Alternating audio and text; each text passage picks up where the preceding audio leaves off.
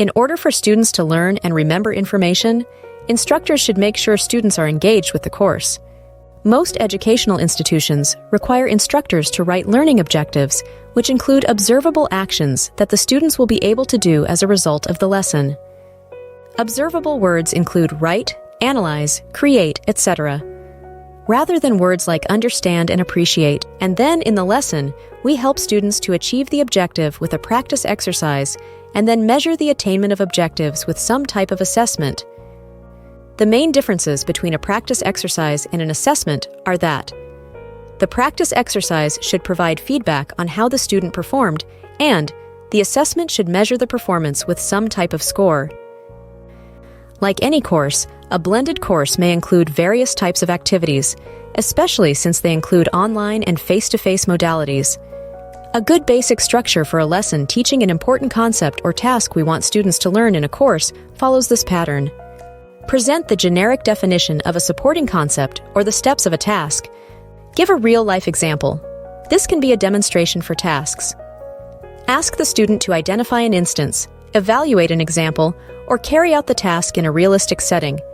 In Chapter 1, we discussed how to sort your course content into online versus in-person delivery. Remember that instructors can handle emotional content and interpret complex problems, while computers will patiently allow students to replay any content, retake quizzes, and are available at any time. Assignments that are products, such as papers, can be turned in online for instructors to grade, but assignments that are processes, such as a demonstration, are easier to assess in person. A principle is a way that you carry out a complex task.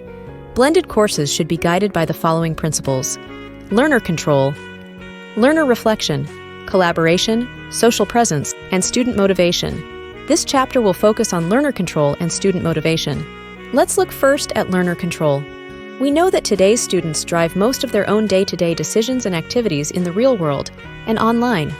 While random or even intentional surfing or scrolling is inadequate for students to learn at the necessary level, instructors can let go of the reins a little and still provide guidance.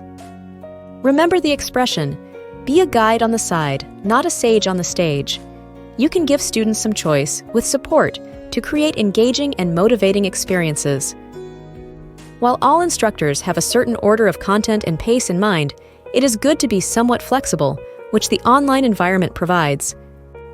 For example, instead of locking future modules or lessons, open them so that students can move forward, especially if they need to get ahead due to other commitments. Part of the strength of the online environment is that it is patient. It can help to remediate a student with repeated playing of a video or more basic content provided if needed.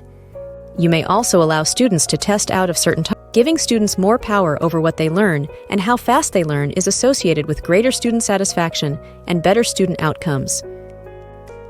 Another example of learner control is allowing students to choose project topics or providing A and B options, such as writing a paper or completing a video to earn the same credit.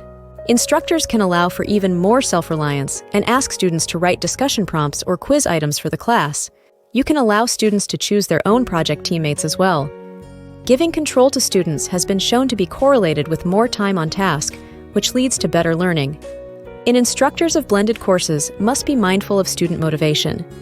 Traditionally, student retention in the course has been a bigger problem for online versus face-to-face courses. This problem can be solved partly with the addition of face-to-face meetings found in blended courses. A student's persistence to complete a course is driven by motivation, which is influenced by students' perceived relevance of the material and their belief in their ability to succeed. Instructors who provide positive feedback and offer clear instructions strengthen student motivation. All of the blended learning principles should foster student motivation and ultimately persistence in your course.